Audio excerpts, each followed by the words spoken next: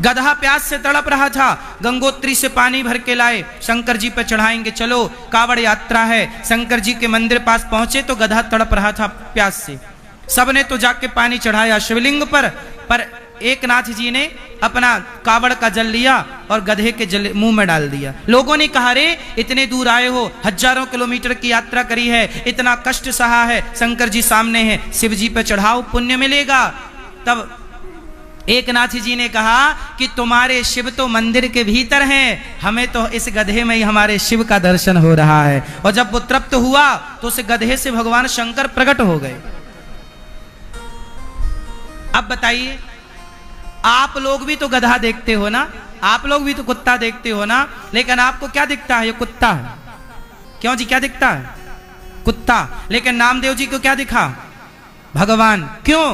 क्योंकि वो स्थिति नामदेव जी की है। यदि हम भी नामदेव जी की तरह भक्ति कर लें और अपने को पका लें उस भक्ति की आग में, तो हम भी नाली के कीड़े को देखेंगे ना, तो हमें नाली के कीड़े में भी भगवान का दर्शन हो जाएगा। यदि हम में भक्ति है उस कोटि की, तो उस प्रकार की काबिलियत है तो। वरना गोस्वामी जी कह रहे हैं कि सामान्य प्राणी क्या करे, जाके हृदय सांच है ताके हृदय आप। एक बात बताओ, आपके हृदय में यदि झूठ है, छल है, कपट है, तो बताओ ऐसे छल कपट वाले हृदय में भगवान बैठेंगे? बोलो। निर्मल मन जन सो मोहि पावा, मोहि कपट छल छिद्र ना। जहां कपट है, छल है, वहां भगवान नहीं है। इसलिए कहता हूं, आप कितने लोग अपने हृदय में भगवान को बसाना चाहते हैं? आप लोगों ने अभी कहा ना कि हमारे हृदय में भगवान है, ठीक कहा आपने, लेकिन जो दास कहता है उसे एक बार समझिएगा। और दास ये कहना चाहता है कि जब तक हृदय में छल कपट होगा तब तक भगवान का वास नहीं हो सकता। और छल कपट जब चला जाएगा, हृदय में सत्य जाके हृदय साच है, प्रभु ताके हृदय आप। जब सत्य स्थापित होगा तब भगवान की स्थापना होगी। और याद रखिएगा, आपके हृदय में सत्य कब स्थापित होगा? जब भागवत सुनोगे तो सत्य स्थापित होगा, भागवत सुनोगे तो सत्य स्थापित होगा, और सत्य स्थापित होगा तो भगवान आपके हृदय में प्रतिष्ठित हो जाएंगे। कुल मिला के भागवत जी क्या करती हैं? हृदय में भगवान की प्रतिष्ठा करती हैं। हृदय में भगवान की, बोलो। राम मंदिर बना तो राम जी की प्रतिमा आई, विग्रह आया। जब विग्रह आया तब तो कोई उन्हें भगवान नहीं कहता था, पर क्या हुआ? वो स्थान पर गर्भगृह में बैठे और प्राण प्रतिष्ठा हुई। क्या हुई भैया? प्राण प्रतिष्ठा। और प्राण प्रतिष्ठा होते ही करोड़ों करोड़ों सनातनियों की आस्था राम से जुड़ गई कि मेरे राम। क्या प्रतिष्ठा के पहले वो इस तरह से पूज्य हैं? पूज्य थे? बोलो।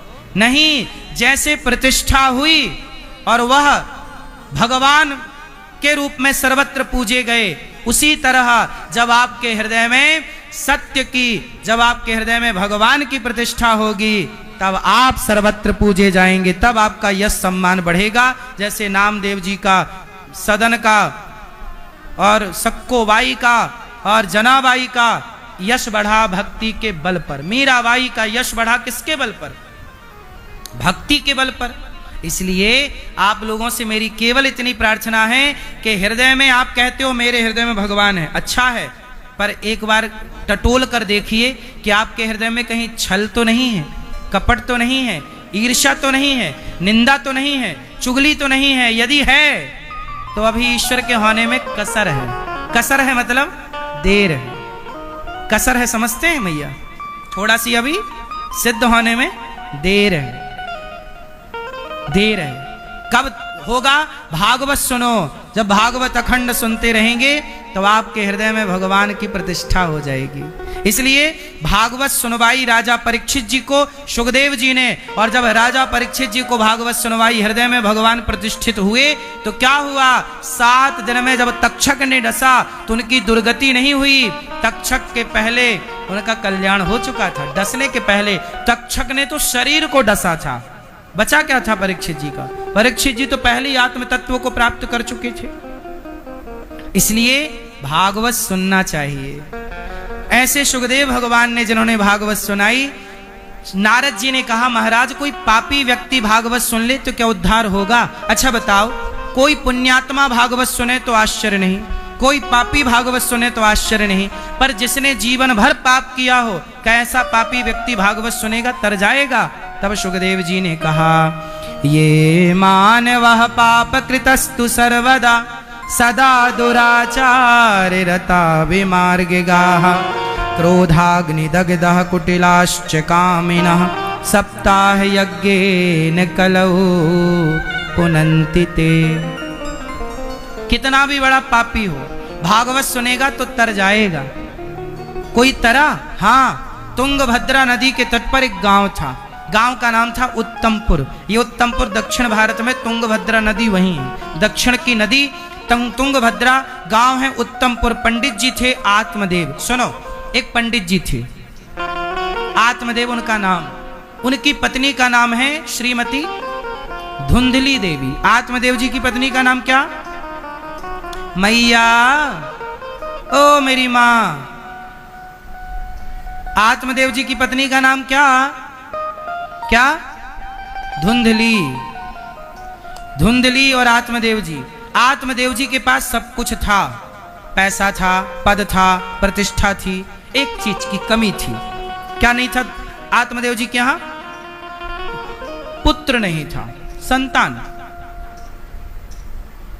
आत्मदेव जी बड़े परेशान, बड़ा यज्ञ किया, जप किया, तप किया, बड़ा साधन किया कि एक बेटा हो जाए, बेटा हो जाए, बेटा, पर बेटा नहीं हुआ।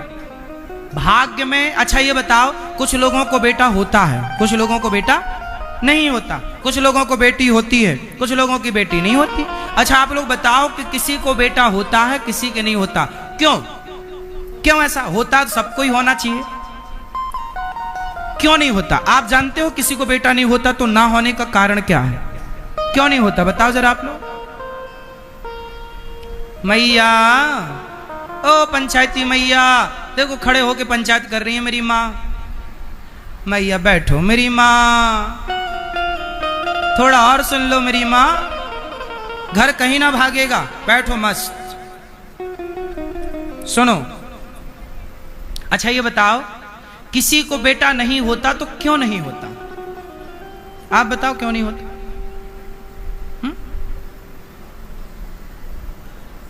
नहीं होता ना किसी किसी को बेटा।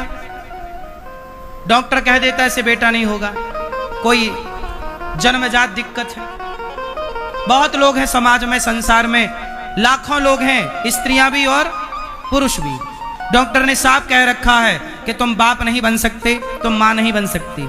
सोचो कितना कष्टदायी है ये शब्द जब कोई कहे कि आप बाप नहीं बन सकते। कितना कष्टदायी है ये शब्द जब कोई कहे कि आप ये स्त्री मां नहीं बन सकती। राम राम, भगवान करे ये शब्द किसी को सुनना ना पड़े। फिर भी मैं इस बात को इसलिए कहता हूं क्योंकि आपको इस बात का ज्ञान होना चाहिए। आपको सब ज्ञान है, फिर भी ये दास निवेदित कर रहा है। देखो, बेटा होता है तो पिता का कर्जा चुकाने के लिए होता है, ऋण चुकाने के लिए नाता है बेटा। भाई बाप का ऋण कौन चुकाएगा? बोलो। धर्म तो यही कहता है कि पिता का ऋण पुत्र चुकाएगा, तब ना पिता का श्राद्ध, तर्पण और पिंडदान इत्यादि सारा कृत्य पुत्र करता है।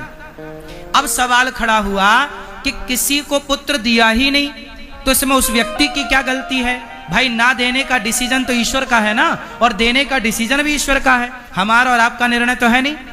भाई बेटा किसी को है तो तुम्हारे बल पर नहीं है, ईश्वर ने लायक बनाया, ना बनाया होता तो क्या कर लेते तुम?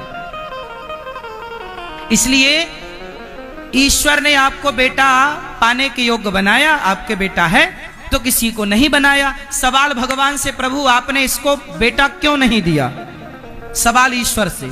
तो भगवान से जब सवाल पूछा गया कि हे प्रभु आपने इसे बेटा क्यों नहीं दिया, इस स्त्री को, इस पुरुष को बेटा क्यों नहीं दिया, तब भगवान ने कहा कि भैया जिसके सिर पर कर्जा था उसका कर्जा उतारने मैंने बेटा दे दिया, पर जिसके सिर पर कोई कर्जा था ही नहीं तो मैंने उसे बेटा दिया ही नहीं कि भाई तेरे सिर पर कोई ऋण है ही नहीं, तू आराम से जा, मस्ती से कुछ दिन संसार में काट और तू मुक्त होके मेरे पास आ जाना, तू झंझट में पड़ेगा ही नहीं। भाई जो झंझट में पड़े उसका बेटा तो उसे झंझट से निकाले, जो झंझट में है ही नहीं। तो भगवान ने कहा कि भाई हम तुझे बचाए रखे हैं। बताओ मीराबाई के बेटा था? बोलो, था तो नाम बता। मीराबाई के बेटा था? क्या मीराबाई की सदगति नहीं हुई? लोग कहते हैं कि बेटा नहीं होगा महाराज तो हमारी चिता में आग कौन लगाएगा। अरे भैया, आज आग लगाने वालों की कमी है क्या? तुम मरो तो आग लगाने वाले ढेर हैं। आग लगाने वालों की कमी है। आजकल तो आग की जरूरत नहीं, मशीनों का जमाना आ गया। एक तरफ आदमी डालो, राग तुरंत हाथों हाथ। फिर इसलिए ये मत कहिएगा, ये मत सोचिएगा कि महाराज हमारे बेटा नहीं होगा तो हमारी चिता में आग कौन लगाएगा। बहुत मिलेंगे। सवाल दूसरा, महाराज जी हमारा बेटा नहीं होगा तो हमारा श्राद्ध कौन करेगा, हमारा पिंडदान कौन करेगा? अच्छा ये बताओ, तुलसीदास जी का पिंडदान किसने किया? कबीरदास जी का पिंडदान किसने किया? क्या इन लोगों का कोई बेटा था? ये हमारे साधु जी बैठे हैं यहाँ, संत लोग, इन संतों के कोई संतान है? आप कहते हो बेटा होगा तो पिंडदान करेगा तब हमारा कल्याण होगा, तो संतों को कोई बेटा होता है तो क्या संतों का कल्याण नहीं होता? मीराबाई के बेटा नहीं था तो कल्याण नहीं हुआ? बोलो बोलो। हजारों उदाहरण शास्त्रों में मिल जाएंगे जिनके कोई पुत्र नहीं था पर कल्याण हुआ नहीं हुआ। इसका मतलब यह है कि तुम्हारा कल्याण बेटे के पिंडदान से होगा, जो होगा वो अलग विधा है। तुम्हारा कल्याण बेटे के पिंडदान से नहीं, तुम्हारे भजन से तुम्हारा कल्याण होगा, तुम्हारी भक्ति से तुम्हारा कल्याण होगा। मीरा का कल्याण बेटे के पिंडदान से नहीं, मीरा की भक्ति से हुआ। तुलसीदास जी का कल्याण तुलसीदास जी के बेटे ने पिंडदान दिया फिर हुआ नहीं, तुलसीदास जी के भजन ने उनका कल्याण किया। साधु संतों का कल्याण उनका बेटा थोड़ी करता है। हमारा कल्याण हमारा बेटा करेगा नहीं, हमारा कल्याण हमारा भजन करेगा। हम जीते जी भजन करें, जीते जी भगवान से नाता जोड़ें, फिर बेटे की जरूरत नहीं है। भाई बेटा तो उनके लिए है जो भजन वजन नहीं कर सकते। चल बेटा तू थोड़ा पिंडदान वगैरह कर देना, तू मेरे नाम का कुछ करते रहना। हम कहते हैं बेटा भी हो आपका, भगवान करे हम तो कहते हैं आपके 10-10 बच्चे हो, हमें क्या दिक्कत है? खूब बेटा हो, हर साल बेटा हो, बढ़िया बेटा हो, लेकिन भगवान करे बेटा ही बेटा हो आपके यहाँ खूब। लेकिन ना होए तो परेशान होने की जरूरत नहीं। ये सोचना कि ये ईश्वर की कृपा है। ईश्वर देकर भी कृपा करते हैं और लेकर भी कृपा करते हैं, देकर भी कृपा करते हैं और छीन कर भी कृपा करते हैं। क्यों जी, बात सही है कि गलत है? भगवान आपको दें तो कृपा है और ना दें तो भी कृपा है।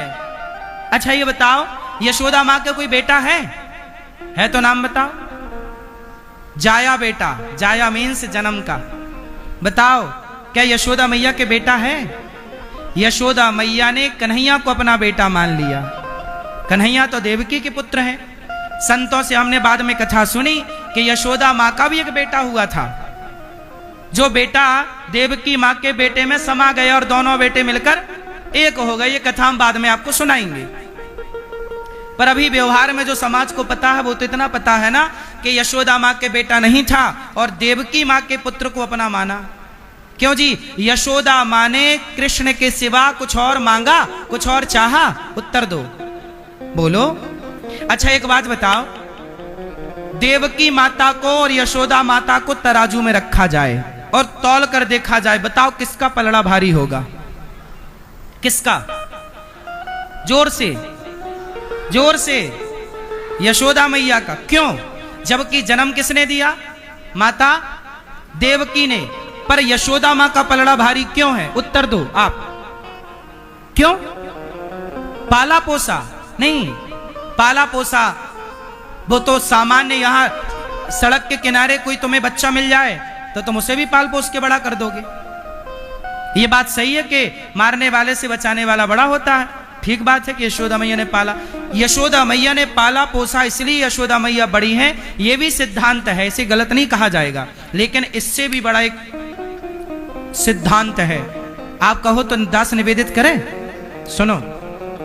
भागवत जी में एक कथा आती है कि जब यशोदा मैया के पास से श्री कृष्ण मथुरा गए, कंस को मारा और भगवान द्वारिका गए, तो देवकी माता को पता चला कि मेरा कन्हैया भगवान है।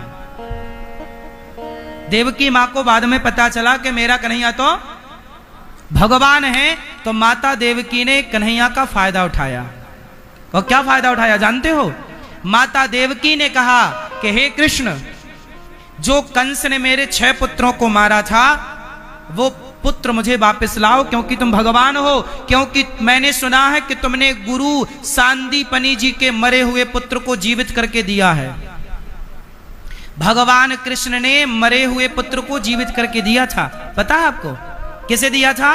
गुरु जी की पत्नी दक्षिणा में मांगी। और भगवान कृष्ण बोले कि गुरु जी कुछ दक्षिणा। सांदीपनि उज्जैन में पढ़े ना, तो पढ़कर लौटे तो भगवान ने कहा गुरु जी कुछ दक्षिणा। कहा माँ से पूछ लो। माँ मतलब गुरु माता। गुरु माता से कहा माता कुछ चाहिए? तो माता ने कहा लाला तुम रुक जाओ, तुम मेरा बेटा बन के रहो। मैया मैं तो नहीं रुक पाऊंगा। तो फिर एक काम करो, या तो मेरा बेटा लाओ।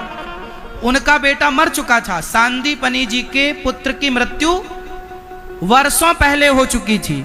कितने पहले? वर्षों पहले मर चुके थे। लेकिन जब सांदीपनि जी की पत्नी ने कहा कि पुत्र चाहिए, तब भगवान स्वयं श्री कृष्ण गए यमराज के पास, उनका सूक्ष्म शरीर लाए और अपने भगवान तो अपने संकल्प से उनका शरीर बनाया और मरा हुआ बेटा जिंदा करके लौटाया सांदीपनि जी के। ये भगवान श्री कृष्ण की सामर्थ्य है। ये भगवान है, मरे को जिंदा कर सकते हैं। फिर जब ये बात माता देवकी को पता चली तो देवकी माता ने फायदा उठाया। लाला तुमने गुरुजी का बेटा जिंदा किया ना, अब हमारे बेटे को जिंदा करो। चलो अब माँ की आज्ञा कैसे टालें?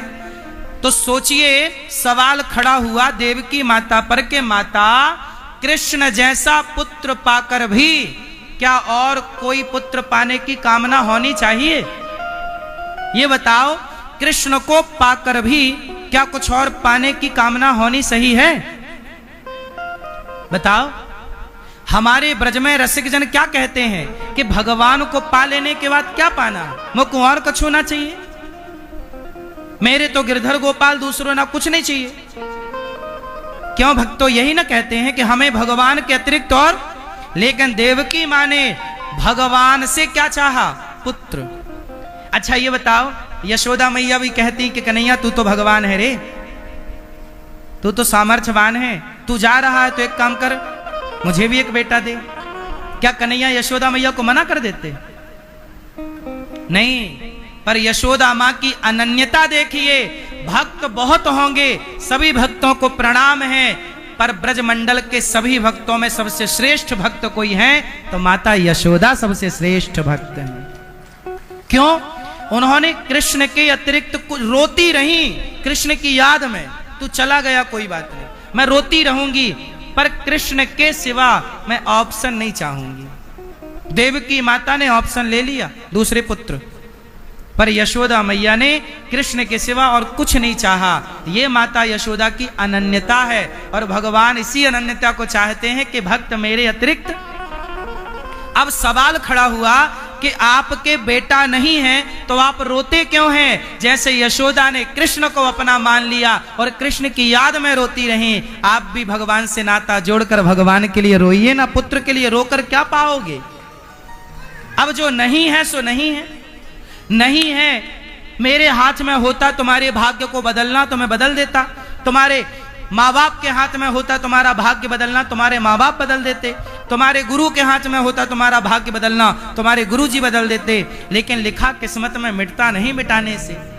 लिखा किस्मत में मिटता नहीं मिटाने से। समय को काट लो भैया किसी बहाने से। बस भगवान के हम हैं ये भाव रख लो और बेटे की याद में रोया ना करो। मैं तो भगवान की दासी हूं, मेरे तो भगवान सर्वस्व हैं, ये मेरे हैं। और भगवान बेटा दें तो खुश, ना दें तो खुश। हर हाल में तेरे फूलों से भी प्यार और तेरे हाँ तेरे फूलों से भी प्यार, तेरे कांटों से भी प्यार। तू जो भी देना चाहे दे दे मेरे सरकार। तू जो भी देना चाहे दे दे मेरे सरकार तेरे। सच बताओ, भगवान जो दें वो रखना सही है या विरोध करो? नहीं, भगवान हमें ये नहीं चाहिए, हमें ये चाहिए। भगवान जो दें वो रखना समझदारी है या भगवान से कहना कि ये नहीं, ये बोलो क्या सही है? भगवान आपको बेटा देते हैं रख लो, बेटी देते हैं रख लो, नहीं देते तो भी इस भाव को रखो कि भगवान की यही मर्जी। हाँ, भगवान अमीरी देते हैं रखो, गरीबी देते हैं रखो। सुदामा को गरीबी दी, क्या सुदामा ने विरोध किया? हे प्रभु मैं तेरा इतना बड़ा भक्त हूं और तूने मुझे देख गरीब बना दिया? नहीं, भगवान चाहे गरीबी दें चाहे अमीरी दें, चाहे आंसू दें चाहे मुस्कुराहट दें, हे प्रभु सब आपका प्रसाद है। तेरे फूलों से भी प्यार। कितने लोग इस सिद्धांत से सहमत हैं कि जो ईश्वर दें